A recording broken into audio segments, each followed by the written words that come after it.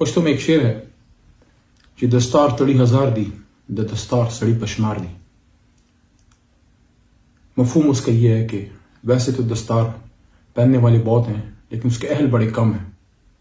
میں نے بھی پہنا ہوا ہے، پتہ نہیں اہل ہوں کہ نہیں، لیکن اپنی قوم نے، اپنے عوام نے میرے سر پہ 2 دفعہ پہنایا اور تیسری دفعہ میرے لیڈر عمران خان صاحب کو میرے حلقے سے، مردان سے 3 دفعہ میرے حلقے کے عوام نے یہ دستار عمران خان اور میرے سر پہ اور ہماری تحریک انصاف کے سر پہ رکھی. میں ان کا مرتے دم تک احسان مند رہوں گا، مردان کا، خیبر پختونخوا کا، پشاور کا، پورے پاکستان کا. لیکن جن نے مجھے ووٹ دیا ہے میں ان کا احسان نہیں اتار سکتا، کیونکہ یہ بہت بڑی عزت، آپ کی پگڑی آپ نے میرے سر پہ رکھی، میرے لیڈر عمران خان کے سر پہ رکھی. دستار ہمارے ملک میں ہمیشہ عزت اور تکریم کے لیے یوز ہوا. جہاد میں حضور نبی کریم صلی اللہ علیہ وسلم اور صحابہ کرام نے دستار باندھی، ٹیپو سلطان نے بھی دستار باندھی تھی. اور آج بھی جو وردی میں یا بغیر وردی کے مجاہد نکلتے ہیں، چاہے فوج میں ہو یا عام کپڑوں میں، دستار باندھے نکلتے ہیں پاکستان کے لیے، اسلام کے لیے. آج میں نے مناسب سمجھا کہ وہ دستار پہن کے کچھ باتیں آپ کے سامنے کروں جو مجھے میری قوم نے پہنائی 2013 میں، پھر 2018 میں، پھر 2022 میں. ہمارے ایک پشتو کے مشہور شاعر ہیں خوشحال خان خٹک بابا، اور وہ بھی اپنے وقت میں ظلم و جبر کے خلاف کھڑے رہے. اور ان کا ایک شعر ہے کہ ز خوشحال تور پلاس کفن پگاڑ برا پاسم کہ خبر شم چی پختون دچا غلام نے، کہ میں خوشحال خان خٹک کفن پہنے اور تلوار ہاتھ میں لیے قبر سے باہر نکل آؤں گا اگر مجھے یہ پتہ لگا کہ پشتون کسی کا غلام بن گیا. تو یہ ملک ہم نے غلامی کے خلاف ایک آزادی کے لیے بنایا، اور مجھے اس بات پہ فخر و خوشی ہے، جس بات پہ فخر و خوشی ہے کہ جس آدمی کے ساتھ کھڑا ہوں عمران خان کے، وہ بھی اس ملک کے لیے کھڑا تھا اور کھڑا ہے. دوبارہ بھی موقع ملا سیاست میں، کبھی زندگی میں دوبارہ بھی عمران خان ہی میرا لیڈر ہوگا. ہاں، ماضی میں کبھی گیا، اگر آج سے 100 سال پیچھے اللہ لے گیا تو پھر قائد اعظم محمد علی جناح ہوں گے. لیکن اس بات پہ مجھے خوشی ہے کہ سن 47 میں جب یہ ملک بن رہا تھا تو اس سے تقریباً 20 سال پہلے 1927 میں میرے دادا خان پیر محمد خان صاحب آل انڈیا مسلم اسٹوڈنٹ فیڈریشن شامل ہوئے، علی گڑھ تحریک میں شامل ہوئے، مسلم لیگ میں شامل ہوئے اور تحریک پاکستان میں ایک فعال کردار ادا کیا.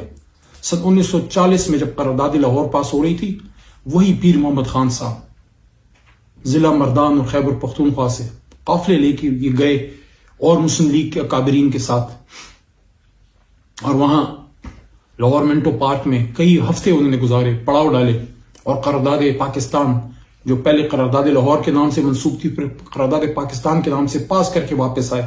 تحریک میں حصہ ڈالا، 7 سال تحریک چلائی. تحریک پاکستان میں ڈی اے خان جیل میں گئے، ظاہر بہت سے لوگ پابند سلاسل ہوئے، اور ایک اسٹوڈنٹ لیڈر کے طور پہ قائد اعظم محمد علی جناح جو پیچھے تصویر ہے ان کے دایاں ہاتھ بنے اور جیل کاٹی. اس بات پہ فخر و خوشی ہے، اللہ کا شکر ہے کہ نہ صرف میرے دادا پیر محمد خان صاحب تحریک پاکستان میں حصہ لیا، لیکن میرے لیڈر عمران خان جو آج میری جماعت کے لیڈر ہیں، ان کے والد کرام اللہ خان نیازی صاحب بھی سن 40 میں قرارداد لاہور میں اسی گراؤنڈ میں تھے. اور اس بات کا ذکر میں نے لاہور مینار پاکستان جلسے میں کیا تھا کہ آج ان لوگوں کے پوتے اور نواسے جو ہیں وہ آج پاکستان بچانے نکلے ہیں جنہوں نے پاکستان بنایا تھا. مجھے نہیں پتا تھا کہ خیبر پختونخوا کے بلند پہاڑوں سے نکلنے والا ایک نوجوان علی محمد، میرے جیسے بہت سے نوجوان ہمارے ساتھ شامل ہوئے عمران خان صاحب کے ساتھ 2013 میں، جب انہی پہاڑوں سے، میرا حلقہ مالاکنڈ کے پہاڑوں کے دامن میں ہے، ایک طرف بنیر کی پہاڑیاں ہیں، اس طرف مالاکنڈ کی ہیں، اس طرف بنیر کی ہیں، اس طرف بابو دوشمزو کی پہاڑیاں ہیں، سوابی کا علاقہ ہے، اس طرف مومند ڈسٹرکٹ ہے، بیچ میں 4 سدے کی نہریں ہیں، 4 سدے کے دریا ہیں، زرخیز علاقہ ہے، بلند و باڑا پہاڑ اور جری اور غیور قوم، اور اس طرف سامنے پر پشاور ویلی کے وسیع و عریض میدان ہے. یہ نوجوان علی محمد، جس کو آپ علی محمد خان کے نام سے جانتے ہیں، 2013 میں پاکستان زندہ باد کی سوچ ذہن میں رکھ کے عمران خان کے ساتھ شامل ہوا، اس سوچ کے ساتھ جو میرے چچا لیاقت خان نے کی تھی کہ ہم اس لیے عمران خان کے ساتھ شامل ہو رہے ہیں کہ میرے 2 سال کی نواسی آج بولنا سیکھ رہی ہے، کل جب بولے گی مجھ سے پوچھے گی کہ نانا جان پاکستان جب تباہ ہو رہا تھا آپ کیا کر رہے تھے. تو میں اس کو کہوں گا کہ بیٹا جو بیچارے تھے میں ان کے ساتھ تھا. ہم اس سوچ کے ساتھ آئے.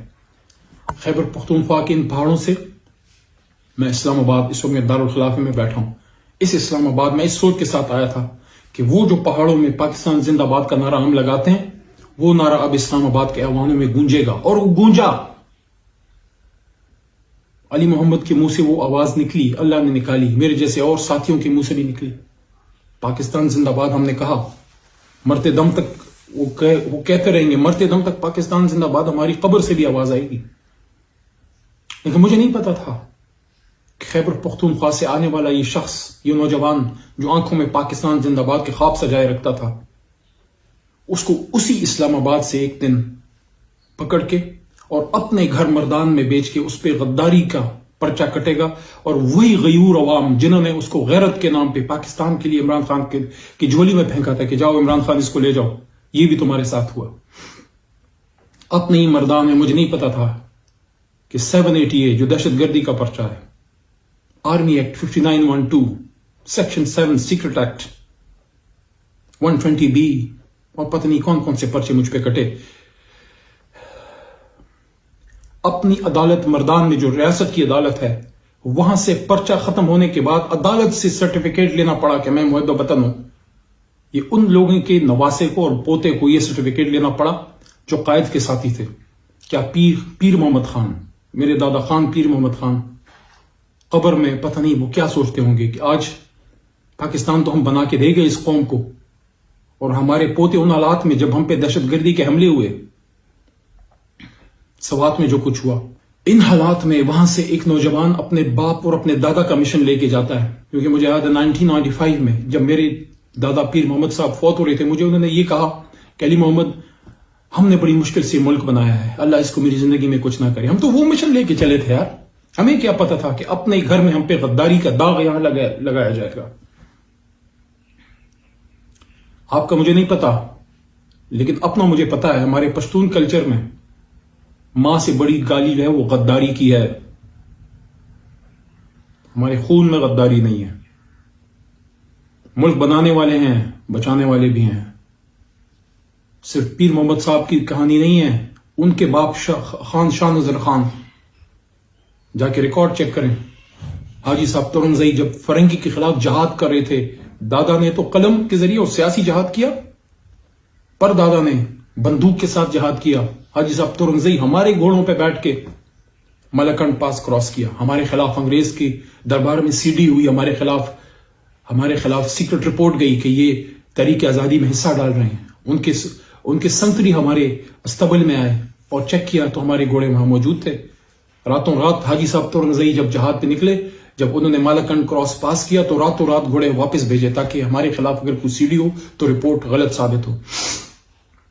ماں کی طرف کے جو پرنانا تھے وہ رنجیت سنگھ کے خلاف جہاد میں شہید ہوئے. میری ماں مجھے بتاتی ہیں کہ 1 سال انہوں نے حفاظ کرام بٹھائے رکھے گھر میں. سوابی ایریا سے میری نانکا ہے, میرے پر نانا 1 سال حفاظ کرام بٹھائے رکھے اس مقصد کے لیے کہ یا اللہ مجھے اللہ شہادت دے دے اسلام کے لیے. تو نانا کی طرف سے سکھوں کے خلاف, پر دادا کے ساتھ فرنگی کے خلاف, دادا انگریز کے خلاف قائد اعظم کے ساتھ, اور ہم عمران خان صاحب کے ساتھ پاکستان بچانے کے لیے. ہم سب کچھ ہو سکتے ہیں, غدار نہیں ہے. نہ میں, نہ عمران خان, نہ میرے ساتھی. غلطیاں ہو سکتی ہیں کسی سے بھی, لیکن مجھے یہ نہیں پتا تھا کہ اپنے علاقے میں ان الزامات کے ساتھ ہمیں جو ہے وہ آنا پڑے گا. اور کبھی ہم نے پشتون کی سیاست نہیں کی, کبھی لسانیت کی سیاست نہیں کی. ہم نے ہمیشہ اسلام آباد میں آ کے پاکستان زندہ باد کہا ہے, اور اسی لیے پنجاب نے مجھے اون کیا. پنجاب سے مجھے پیار ملا ہے, سندھ سے پیار ملا ہے, کراچی سے پیار ملا ہے, کشمیر کی پہاڑیوں میں ہم گئے ہیں, کشمیر سے ہمیں محبت ملی ہے, گلگت بلتستان سے محبت ملی ہے, ہمیں پورے پاکستان اور اوورسیز سے محبت ملی ہے. چاہے میں ہوں, چاہے عمران خان ہوں, چاہے عمران خان کے بہت سے ساتھی, ہمارے جتنے پارلیمنٹرینز جو پارٹی میں ہیں, جو نہیں, جن حالات میں کو جانا پڑا وہ بھی آپ کے سامنے. لیکن ایک درد ہے اس سینے میں کہ ہم تو پاکستان زندہ باد کے لیے نکلے تھے. پہلے تحقیقات تو کرتے, معلومات تو کرتے. میں یہ نہیں کہتا جس نے نقصان کیا ہے ریاست کا, جس نے بھی کیا ہے, چاہے علی ہے, جو بھی ہے, اس کو سزا ملنی چاہیے. ہاں ریاست اگر محبت کا معاملہ کرے، ریاست اگر جو ہے درگزر کا معاملہ کرے، ماں درگزر بھی کرتی ہے، ہونا چاہیے، لیکن پہلے تحقیق تو کرو، چیک تو کرو. دہشت گردی کا اور ملک سے غداری کے پرچے ان پہ کاٹ رہے ہو جن کے خون میں جو ہے پاکستان سے محبت گوند کے ہماری ماں نے ہماری کانوں میں لوریاں جو ہیں وہ اللہ اکبر کی دی ہیں، پاکستان زندہ باد کی دی ہیں. انشاءاللہ جب تک زندہ ہیں پاکستان زندہ باد کہتے رہیں گے. جیل میں بھی کہا، جیل کے باہر بھی کہا، اپنی ہی مٹی اپنے ہی مردان میں عید الاضحیٰ جب کرپشن کے چارجز پہ اور دہشت گردی اور پتہ نہیں کون کون سی جو میں نے آپ کو گنوایا اس پہ اندر رکھا گیا، عدالت کے حکم سے نکلے اللہ کے کرم سے. جب تک زندہ ہیں اسلام کی، پاکستان کی، فلسطین کی، کشمیر کی، حرمت رسول صلی اللہ علیہ وسلم کی جنگ ہم لڑتے رہیں گے. پاک فوج کو پاکستان کی، اسلام کی فوج سمجھتے ہیں، قربانی ہے ہماری، اس میں بھی خاندان کی طرف سے. جب ایسٹ پاکستان ہو رہا تھا میرے ماموں میجر محمد علی صاحب جیسور میں لڑ رہے تھے، پرزنر آف وار بنے. باپ کی بڑی محبت تھی ان سے، ان کی جدائی میں باپ ان کے فوت ہو گئے. شیر بہادر خان میرے نانا کا نام. جب واگا بارڈر پہ واپس آئے میجر محمد علی صاحب نے پوچھا میرے ماموں خالد خان سے کہ وعدہ تھا، وہ کہتے تھے باپ کو وہ نہیں ہے. ان کی گاڑی ایک پرانی کالی مرسڈیز ہوتی تھی، ان کی گاڑی ان کو بھیجی گئی پک کرنے واگا بارڈر سے. پوچھا والد کدھر ہیں؟ ان کو بتایا کہ آپ کے آنے کا انتظام کر رہے ہیں، مہمان بہت ہیں، آ نہیں سکے، گاؤں میں ہیں. انہوں نے نہیں بتایا کہ ان کے والد شیر بہادر خان کدھر ہے. جب میجر محمد علی صاحب واپس ہاتھیان مردان پہنچے تو ان کی ملاقات اپنے والد شیر بہادر خان سے حجرے میں نہیں قبر پہ ہوئی. آج ان لوگوں کے بچوں کو غدار کہہ رہے ہیں آپ. اس سے پاکستان آگے نہیں جائے گا. آئیں ذرا پاکستان کا سوچیں، آئیں پاکستان زندہ باد پہ سب اکٹھے ہوں. عمران خان جیسے لوگ غدار نہیں ہیں، نہ ہم جیسے لوگ. ہم پاکستان کو بچانے بنانے والے ہیں، اور آپ لوگ بھی بے شمار ایسے ہیں پاکستان کے لیے قربانیاں دیتے ہیں، چاہے سیاسی ہیں، غیر سیاسی ہیں، سرکاری ہیں، غیر سرکاری ہیں، عام آدمی ہیں. ہم سب پاکستانی محب وطن. اس وقت ملک کو چیلنجز کا سامنا ہے، اس وقت ملک کو بہت زیادہ دہشت گردی کا سامنا ہے، اس طرح کی مشکلات کا سامنا ہے. ہم نے تو مشکل حالات میں پڑھا. ہماری طرف تو پڑھائی کا مسئلہ بڑا خراب ہوتا ہے. وہ تو 100 سال پہلے بھی شکر ہے ہمارے دادا کو بھیجا گیا علی گڑھ. الحمدللہ ہمارے والدین نے ہمیں ہاتھ میں بندوق نہیں دی، ہمیں ہاتھ میں قلم دیا تھا. خدا را ہمیں ہاتھ میں بندوق نہ تھمائیں، ہم قلم پکڑ چکے ہیں. اسی لیے ایک ایسے علاقے سے جہاں پڑھنا لکھنا اتنا آسان نہیں تھا، ہم پشتونوں نے ووٹ کی طاقت سے پاکستان بنایا تھا.